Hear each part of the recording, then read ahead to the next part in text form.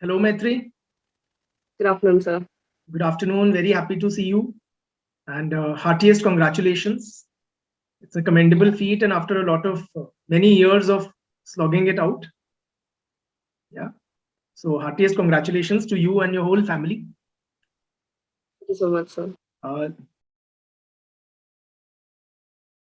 Let's begin our conversation with focusing on the academic aspects of your preparation. So, Maitreyi, tell me, which portion of the exam did you find academically the most challenging? So I have always found the prelims the most challenging part. The objective part of the exam is a little difficult for me because I tend to not remember a lot of things.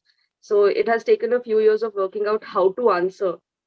Now I have got to that point where I can reason with reasonable confidence say, yes, I can do prelims now. Right.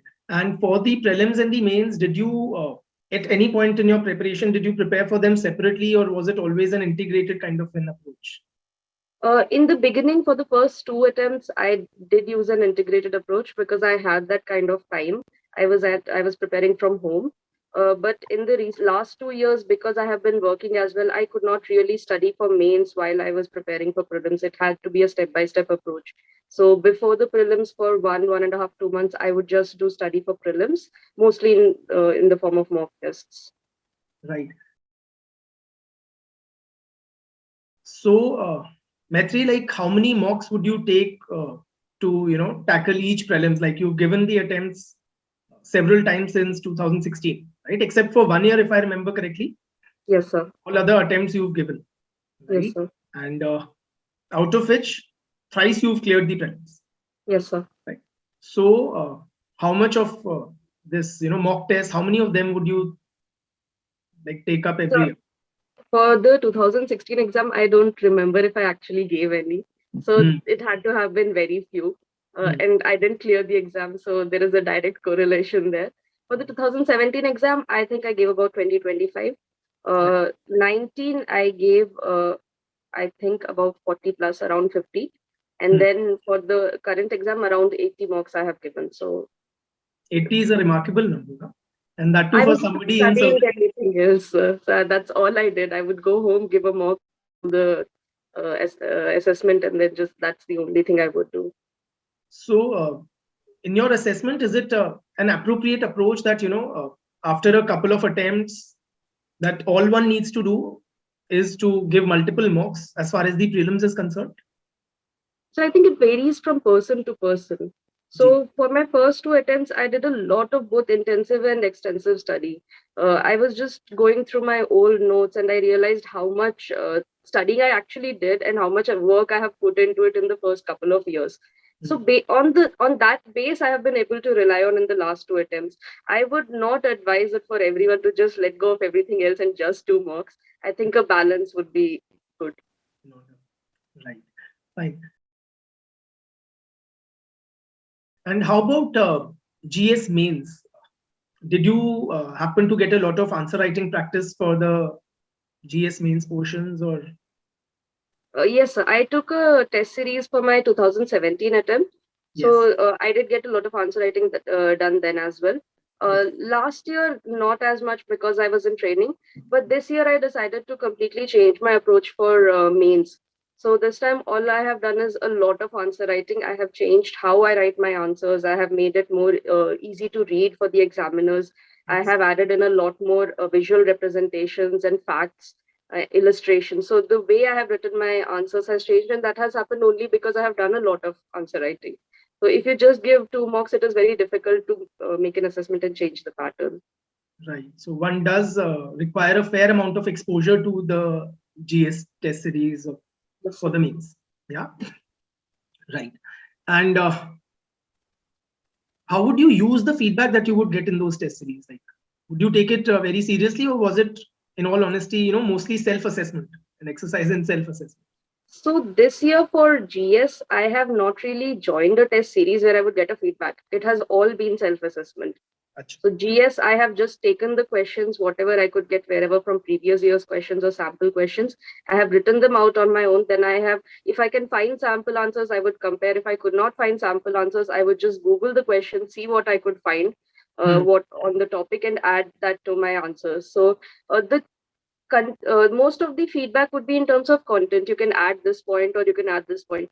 That doesn't really help, because when you're writing in the exam hall, you can't remember what somebody else is thinking. You can't think about that. That's so So true. what I have done is how I have structured the answer. I have taken a self-assessment on that. I see that you've scored very well in the ethics paper 120, right, in Civil Services Exam 2020. So how did you approach ethics preparation? It is also pertinent to mention here that Maitreyi is currently working, right? She's already, in a past attempt, she was selected in the Indian Trade Service. So she has that hands-on experience in the bureaucracy. So did you incorporate any of that in the ethics paper, or how was it? Very much so, sir. Because in terms of writing answers, when I remember the answers that I wrote in 2017 were vague. The points were not specific, and I was not giving specific recommendations. Whereas this time, both in case studies as well as an assessment, wherever possible, I have tried to give very practicable recommendations rather than trying to go about saying we should create equality, which makes no sense in the practical sense. You need to demonstrate how it can be operationally done. So trying to take all stakeholders on board is saying one thing, but saying that I'm going to conduct a meeting with this stakeholder and ask for opinions. So that has a more practicable approach. So that is what I have tried to incorporate in the ethics paper. And that presumably your experience in job possibly has helped you develop that kind of a perspective. Yes, sir. Great. Also, in the essay, this year you've scored 135, which is, I would say, a very respectable score. So, any specific tips on preparing for the essay A, and B, writing the essay? In terms of preparation, sir, I have mostly relied on GS preparation, means because the content is the same, so nothing new needs to be prepared specifically for that. I know some of my friends who would collect quotations and sort of examples which could be given in the introductory paragraph, because that is the most difficult part of the essay, is writing the introduction. But I have not really relied on that. Mostly I would just rely on whatever I have prepared for GS. The examples and illustrations would come from my own life, whatever experience I have, whatever news I have read. That's always the easiest to remember. If you try to mug up quotations, it may not come to you immediately. It may not even be relevant to what you're trying to answer. So then you're just trying to box it in. In terms of writing, so I don't have very good writing speed. That has been an issue for me. So I would take about 10 to 15 minutes max for the brainstorming part, and then I would start writing. But again, it varies from person to person. I know mostly people do about 20-25 minutes of brainstorming, and then they would start writing. So I would say that is the most critical part when you are doing the brainstorming. That is the part when you have the almost the 98% structure of the essays ready. So what you're adding after that is just embellishments. I have also done one different thing this time. I have started adding subheadings, and not subheadings in the way I would write for mains answer, where it would just be a simple point or just the topic itself. I would give a couple of spaces after the paragraph or the section, and then I would pick something that I have written in the actual paragraph and make it as the subheading. The way editorials are written in the Hindu, so they pick something which is already in the paragraph and put it in the subheading. It makes it a little more eye-catching. The subheading need not always be importance of this, significance of that. That works for mains. It may not work for essay. So that is one new thing I've incorporated. I have tried to put in a lot of data. I pick topics for which I have a lot of data. So my forte has been gender issues. Even in my 17 attempt and this attempt as well, that's what I have picked, and I have done well in those topics. And did you yes, sir. Did you mention a lot of data and statistics in your essay? I did, sir. The part A, in fact, for both essays, sir, I have tried to give specific illustrations, specific examples. 17 attempt, I remember there was one question on NAM, one essay topic was on NAM. So there I did not have a lot of data. I did reasonably well in that attempt as well. But this time I have tried to make sure that I use examples used. So the one thing I have done, which is new this year, is I've created fact sheets. So I have created fact sheets, just general fact sheets for all major topics, major subtopics, and I would revise only those before each paper. And they would be useful everywhere. It's not like if I prepared a fact sheet for economy, I can't use it in paper one. Somewhere or the other, I can put it. So that has helped me, sir. And I would use the same thing for essay as well. And are you suggesting you did not do any specific separate preparation for the essay and relied almost entirely on your GS knowledge? Like, yes, sir. No specific preparation for essay. Answer writing practice. Of course, I did essay writing practice, but no studying separately for essay. And how many essays would you have written in practice, say in this attempt? 5 or 6, not more than that, because again, it has been sort of my strong point because my graduation is from a humanities background. I'm used to writing essays. So that's not the difficult part for me. I would have done about 5, 6 more brainstorming parts I would have done, but would not have written the entire essay. Okay. Coming to your optional, Maitreyi, first please share with us what are the criteria you used while selecting the optional. One, of course, is your background. Now, just to share with others, Maitreyi is one of the very few candidates who has cleared this exam with sociology optional, who has an academic background in sociology. So don't get intimidated by her performance, right? Her performance is well deserved, and but most of the candidates who do clear it with sociology don't have a background in it. Nevertheless, just you would have still contemplated, right? Like possibly other subjects. I don't think I ever had that choice because it was a very irrational decision-making process. My father has studied, he did his post-graduation in sociology long ago.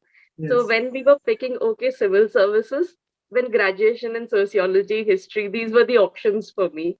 Yes. So once I picked sociology, I did not go back, sir. I love the subject. So there was no other option for me at this is a subject which does that to you, yeah? Yes, sir. Right. And what was broadly your strategy for sociology preparing for UPSC? Again, the first 2 attempts, the strategy was a little different. So during my first attempt itself, I prepared my notes. So I condensed everything. Wherever I could not find a topic, I would just Google or just get a 50-word answer on every single topic. I have accumulated and collected them in one place. So any particular frameworks you developed, like how to tackle those, unconventional kind of questions, or particularly in paper 2, a lot of students find it challenging. How do you distinguish your answers from those in general studies? Yes, paper, yes, sir. Right? So the general rule of thumb that I have used is, sir, rely on your theories. Yes. So the first set of topics that you have for both papers are your theories and thinkers.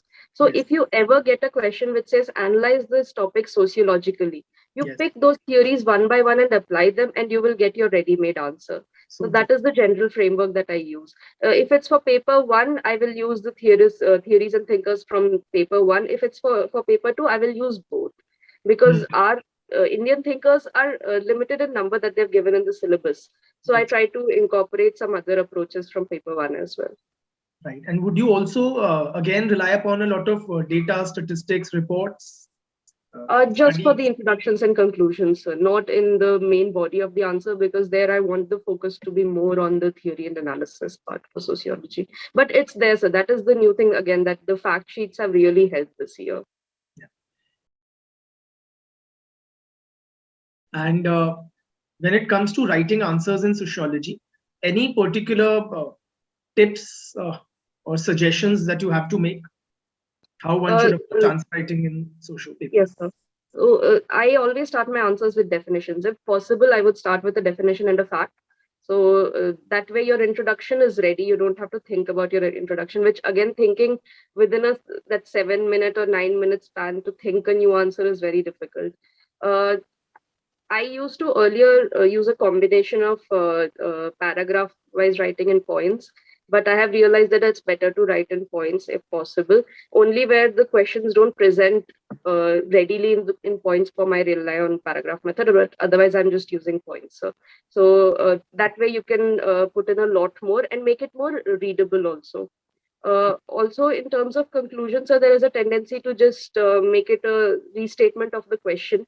I would suggest that there should be some substance in the conclusion as well, something which links it to something broader, some other topic maybe, something which is interesting for the examiner to read as well.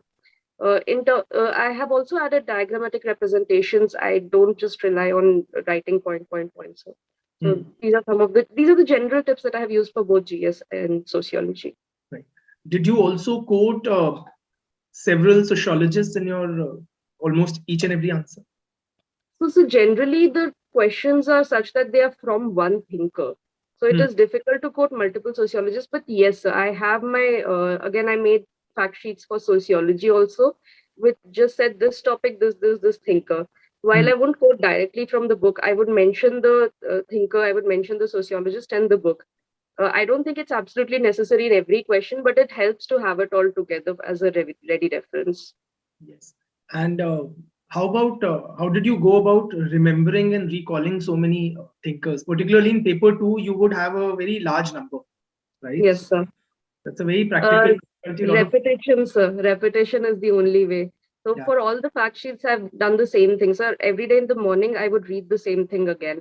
And then I would do that for 2 months. I have done just that. And then I would do the same thing on the day of the exam. Yes. So just repetition is the only solution. I don't have a super memory. So that has been one of my problems. Yeah. Right. And fine.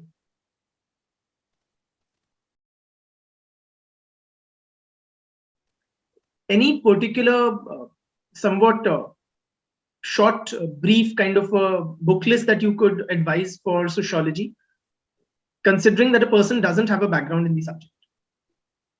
So I would suggest going through the IGNOU textbooks, either MA or BA. If you have the time, then BA textbooks, because they are much more in-depth and thorough. So in terms of addressing the theories, those are good, sir. This year, I've also got Nitin Sangwan's book, because a lot of people recommended it to me. So I thought I should just at least go for topics which I don't have the notes ready with me. So I've added that. It's good in terms of looking at the same material a little differently. What happens after reading the same notes for 5 years is you sort of get logged into that thinking. So that has been helpful in giving me a fresh perspective. I would, if you are completely new to sociology, I would suggest Hannah Lombus is a must, just to get the basics and backgrounds. And if you're interested in sociology, then Giddens always. But I don't think it's necessary from a UPSC perspective. And a UPSC aspirant is always running short of time, yes. So IGNOU materials. IGNOU material is the be all and all. Okay. Maitreyi, now tell us about how was your interview experience, because just to be sure, Maitreyi, and rightly so, she's very confident about facing the interviews. She's done very well in her past, the real UPSC interviews, and for which she didn't find the need to even attend any mock interviews, right? And in this interview, she has scored 206. So how was the interview experience? Was it in any way intimidating, or was it a friendly and intelligent conversation? How would you describe it? So, as you've said, I have given 3 interviews, and all 3 were slightly different. Even though I have had the same panel the last 2 times, even then the interviews were slightly different. In 2017, I was very intimidated, so because it was my first interview and I was pretty young at that time. Yes. So I had not had the experience of dealing with a person so senior. Maitreyi, if I could just, your voice is slightly jarring. If you could have the mic slightly away from you. Yes, sir. Absolutely. Is this better? Yeah, if you could speak now, please. Yes, sir. I'll go ahead and then we'll see. Yes, sir. Please. So the 2017 interview, I was a little scared and I had no gauge. I had given a couple of mocks and I was told that you sound a little too overconfident. So you should just work on that a little bit. It's true, sir. I am a little overconfident sometimes, especially because I like interacting with people. So this is not a nervous part for me. It's a fun part for me. Once I got out of the interview, I was uh, very scared. I actually felt that I had given a horrible interview because I had missed a few questions which were fact oriented. So anything factual, I was not able to address. I just said, I don't know, sir. I don't know, ma'am, a lot in the interview. But when the marks came, I then realized that, okay, what you have done is good. So once I had that affirmation, and then the second interview with a different panel, I got the exact same marks. So And once how you much have were that, they? then it's 193, sir, both times. Huh. And that's good for me. So I was pretty satisfied with that. This time again, I was hoping somewhere in that range would work out perfectly for me. I was not hoping for anything to any extra preparation to be made in that arena. So I have been very fortunate. So my father does interview preparation. Yes. So I have been trained in this for a long time. Yes. Uh, this is the easy part for me. This time, sir, the interview focused a lot more on my actual work that I was doing with DGFT. So the questions started off in terms of what I have been doing in Ahmedabad for the last couple of years. And in my subject area, I was pretty confident. So I have answered those questions, and it related to both the implementation aspect as well as the policy aspect. So pros and cons of the policies that we are implementing were also asked. So it required a little bit of analysis on the spot. But because it is from my field, I was ready to answer those. But it wasn't deliberately intimidating in any way. No, sir, I have not found any of my interviews to be deliberately intimidating. I have rarely encountered people who have said that no, it was a very intimidating interview. It has happened once or twice, I'm sure, but on the whole, with my interviews have been mostly positive. So, Right. And was it any more difficult because of the pandemic and the distancing norms? so last year it was a bit difficult because I had both the shield and the mask on. That sort of cuts off a lot of your communication potential. Yes. And the interviewers were also sitting a bit farther back. So we Okay. had to speak pretty loudly. And it was just generally difficult to connect. But Yes. through a little bit of extra effort, I was able to manage that. This time it was not as difficult because we went back to the old interview rooms where there is that single interview table and the panelists are sitting all around it. They had shields, like proper glass shields were set up. So as soon as I walked in, the chairperson, he said that you need to speak a little bit louder, but you can take off either your shield or your mask based on your comfort level. So I took off my shield, and I speak loud in any case, so it was not a difficulty. So I guess it's a new reality or the new normal that we all need to get used to. So last year, we were the first people who went for the interview in the after the lockdown. So we were on day one. We had no feedback whatsoever to rely on. So it was a fascinating experience. So. That's a very nice way to put it. Fascinating. Actually. Okay.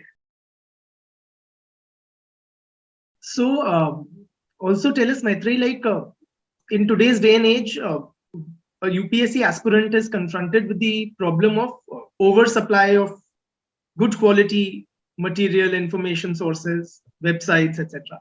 So how does one zero down on select few? Sir, I think pick one and stick to it is the only way to go about it. There is not much which separates the material. You will find good things in one set of material, you'll find some other good things in another set of material.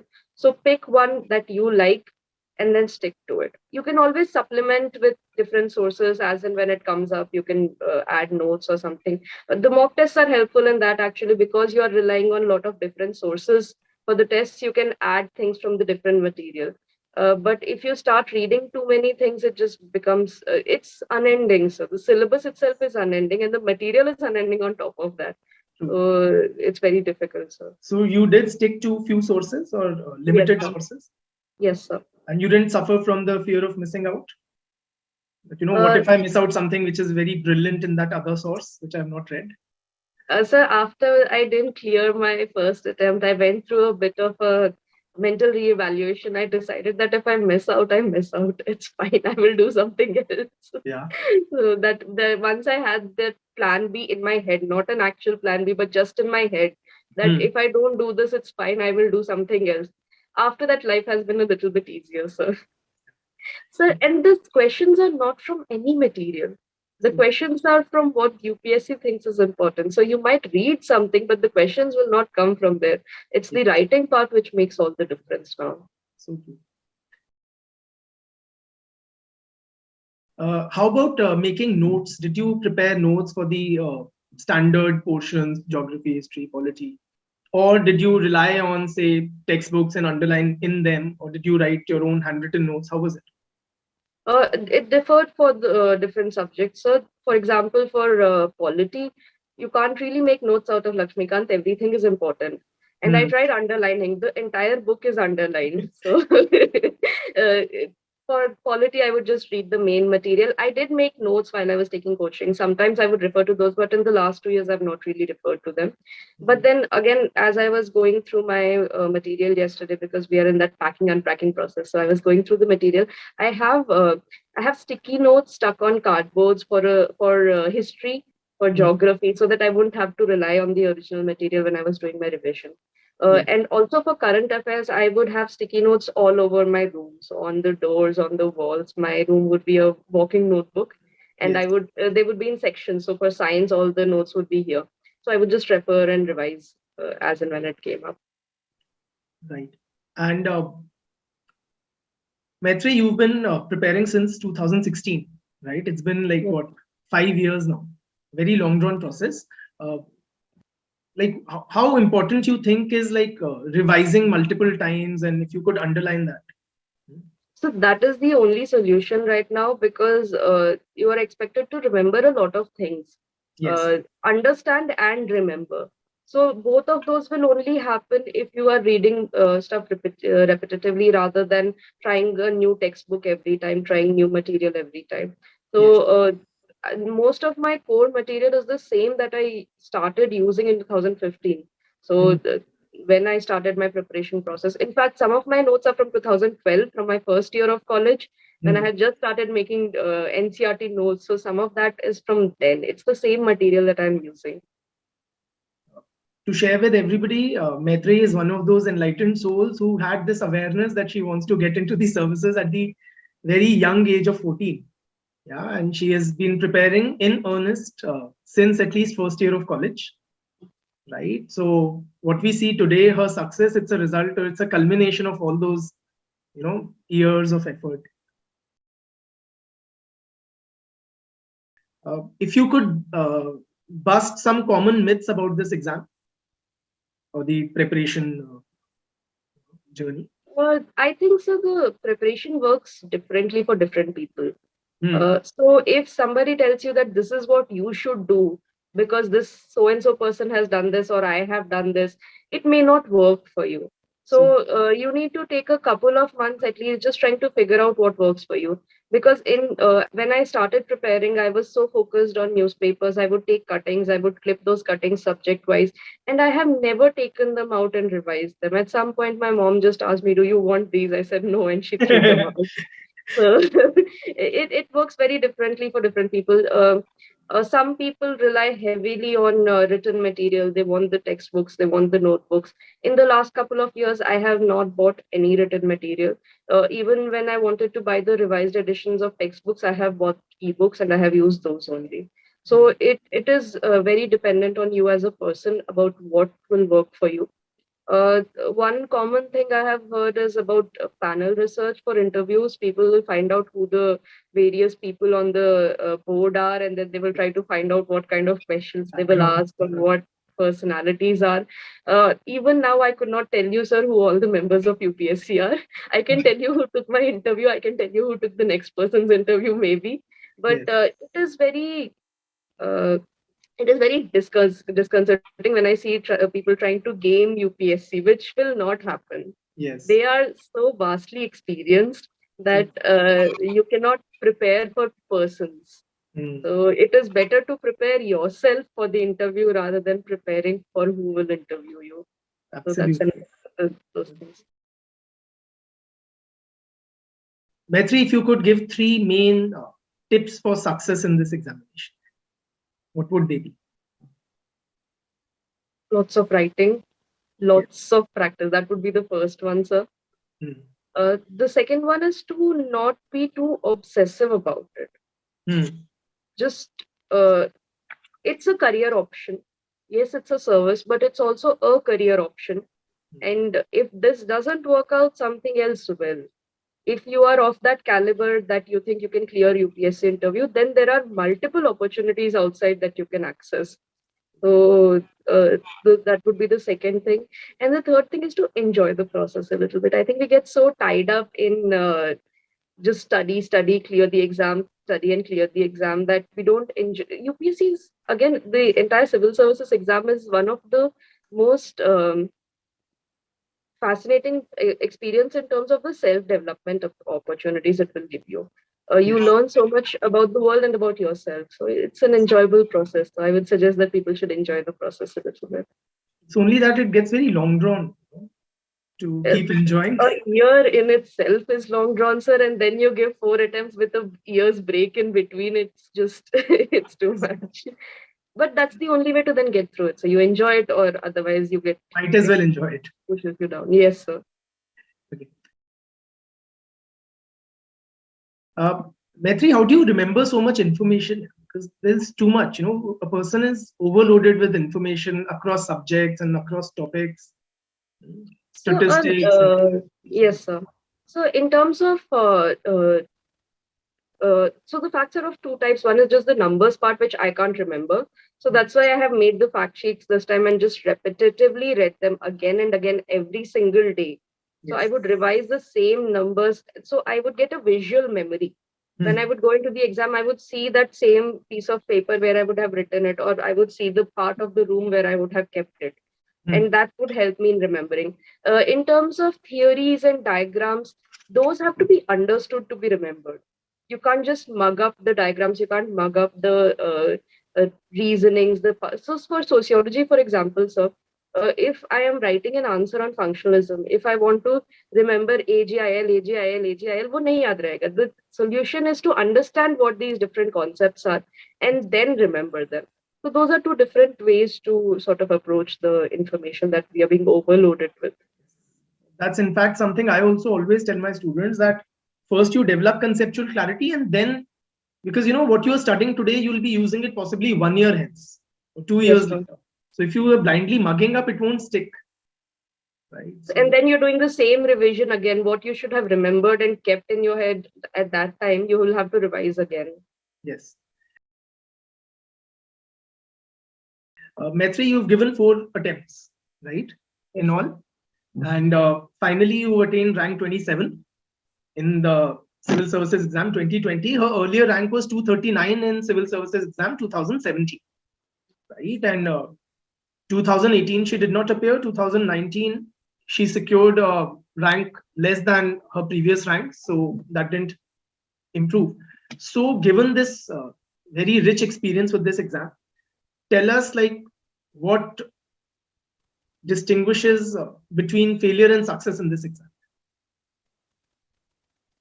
What makes that difference? You've tasted both. I think I would have to be a little too humanities wala person in the sense is the failure and success is how you would define it.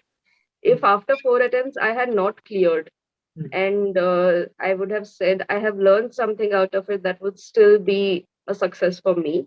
But I would give a more mainstream answer also. What separates success and failure? And this is, you have to take your own feedback seriously. If you feel like you have done some error in this exam, make the effort to change it in the next exam.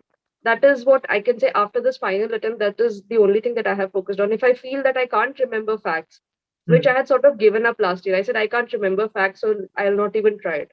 This time I said, let me try it and see what happens. So that feedback is necessary, sir.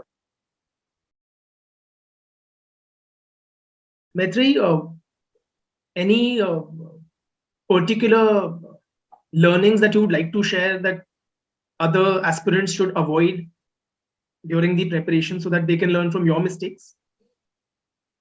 So spending too much time discussing the topics may not help, because I have never studied in that group environment. I have mostly studied on my own. It is nice to have other people to discuss with and study with. But if you go through the same loop of ye exam bahut mushkil hai, nobody can clear it, we will not clear it, maybe we will not clear it, you feed into that despair. So I would suggest that just for maintaining motivation, it is important to not discuss the same things over and over again. That would be one of the tips. My pitfalls, I would say, uh, marking too few questions in prelims. So last two attempts, I've marked over 90. If you're doing less than 75, 80, then it's very difficult to clear, especially because we have seen how the keys have come out. Even the academies are not sure. There is a 15 to plus 15 minus 15 range on it. Yes. So it's highly improbable that what you have marked is 100% correct. So you might as well attempt more, give yourself that chance to clear it. Yeah. Another thing is reading too many things. So if you read too much material, if you see that this can also be supplemented, this can also be supplemented, you'll end up reading only, you won't start writing. There is also this myth so that you will prepare and then write. It does not happen. Yes. It will not. There is no point when you have prepared the UPSC syllabus. That point does not exist. Yes. So I would suggest start writing when you start reading. Very nice. Also, like now you've been in a way you've had this, should I say, vision or this ultimate goal of entering these services for more than 10 years now. Yeah. So what has sustained your interest and what has kept you motivated for that long? I think the fact that I started so young is the reason I sustained it. That exuberance of youth, innocence sustained, because as we grow older, our cynicism sets in. So I was ready to quit after my second attempt. So when the result had not come, I was looking at CLAT and like the exams and all. I was preparing the material. I had not started seriously, but I was considering it. I was really burnt out after the second attempt. And even the other two attempts, so I was not 100% sure for the 2019 attempt. Like I said, in the last month, I decided to give it a proper go. This time, what sustained me was I knew that this would be the last one I would give. So I just decided do it properly. After this, you won't have to do this ever again, whether you get a positive result or a negative result. So the motivation changes from year to year. Yeah, but to sustain it for that long, that is really remarkable. So once you clear and start getting your salary and getting some level of independence, that is also great, sir, because then you're not in that despair mode that will I ever get any employment. Yes. Sociology makes you very unemployable at some point of time. So true. So that was very helpful. And how did you manage, as a working professional for the last 1 year in this attempt where she has secured rank 27? Maitreyi has been working as Assistant Director General of Foreign Trade as an ITS officer.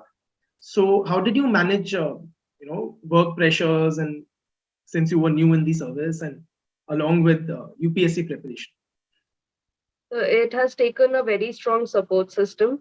I did not get any leave for my prelims. So at that time, I would just go home and do one mock test and then go back to the office the next day. So for all three times, for my prelims, mains, and interview, my mother would come to Ahmedabad a month before so that she could take over the household management responsibilities and I could focus on studying. And the workload was never less. We have like most government organizations, we have a bit of a manpower shortage. So the workload is quite high. But again, I have been blessed in that my superiors for the mains, they were very accommodative. I took 2 months leave and prepared for mains. So again, it was on my word that I will not write the exam again. I said, sir, just give me this one attempt, I'll do it properly. So it has taken a strong support system. Also, Maitreyi, what are the biggest roadblocks that you faced in your preparation? A lot of it is mental, sir. Once you start putting the pressure on yourself that you have to clear this exam, you have to do this, there is just so much to do. You will not be able to do it. Once you start doubting yourself, your pace of preparation also goes down, and you don't enjoy the process anymore. It becomes tedious. That is the biggest roadblock. Otherwise, sir, the material is easily accessible. Everything is available online. Yes. So it's not difficult in terms of that. I I know there are some students who may not be studying in Delhi for whom the material and all is difficult to access, but with everything going online, it's fairly easy. The Yes. biggest roadblock is mental, so just sustaining that perseverance for at least a year Yes. and then more. It's And difficult. So you had your moments of insecurities and everything. How did you deal with your demons there? it just takes a lot of time and realizing that there is a world outside of UPSC. Yeah. And a lot of students get into, what should I say, this kind of a hellhole of preparing and getting sucked into it, like, and a continuous cycle of despair and failure, and getting stuck somewhere and not being able to figure out what is preventing them. It's also that you are competing with the best in the country. Yes. So failure here is not failure in the general world. It's just failure in UPSC civil services exam. So Yes. that perspective needs to be it needs to be incorporated. That just because you have not cleared this exam does not mean that you will not clear in the future, and Yeah. it does not mean that you would not have been successful outside. It's Yes. just one exam. There are a million factors which go into it, and it's not just your capability that will determine. And I know so many who have not actually cleared the exam and still been successful in life. So, Yes, sir. anything interesting, any sort of an incident or any anecdote which you would like to share? Uh, um, I would. So there's this one thing that I would like to share. So when I was doing my coaching after my college, one of the teachers there, he said to the class in general that one of my students would get up at 4 o'clock every day in the morning and study. I guarantee that if you get up at 4 o'clock in the morning every day and study, you will clear the exam. Nobody had given one single thing that would do that, because it's a very difficult statement to make. Also, I can't say that if you do this you will clear, I guarantee. Yes. But when he said that, it sort of got stuck in my head. So for that next about year and a half, I got up at 3 o'clock every day in the morning. I would study till about 11, nap for a couple of hours, and then get up again and sleep early in the night. So that's I normally don't take feedback from others very easily like that, but that was one thing that stuck in my head. So if there is a little bit of effort involved, sir. I don't think anybody who has cleared the exam has cleared it without putting in effort. So, But it's not an extraordinary amount of effort. I think it's manageable. I think if you manage your time well, manage your resources well, and manage your motivation well, then it's a fairly no, if not easy, then a comfortable exam to clear. yeah, that's in retrospect, I would say. Speaking from where you are now. It's easy to speak from here, sir. Yes. Maitreyi, beta, what has been the role of your family in your preparation, or has it been mostly self-driven? How would you describe it? No, sir. It was the self-driven part comes later on, but my father was sort of the biggest guiding factor and the pushing factor in this. He always believed that I could do it, even when I was not sure about it. Uh, and over the years, he has also learned to accept that if I don't do it, it's still fine. So he's a driven person. So that been the driving force, and I have been the sort of balancing force. कि नहीं ठीक है नहीं हुआ तो भी चलेगा. It's okay. And how about the other members of your family? How about your mother? How about Lalit, your younger brother? What has been their role? They have kept me sane, sir. My sanity is to be to their credit, because like I said, my mom is the sort of the center of calmness when there is just chaos swirling around. And both my brother and my mother have been very supportive. In fact, this time when I wrote, like when I applied again to write, when I filled the form, my brother just said, "Why are you doing this again?" Yeah. So I said, "I am doing it one last time. He was like, okay, if that is the case, because he has seen me struggling through the years. Yes. So for him also, for her also, it was just uh, this thing that why would you go through the pain willingly again? uh, Family would tell you that, provide you that assurance that you are officer or no officer, you are still, that yeah. will be there. That system will be there.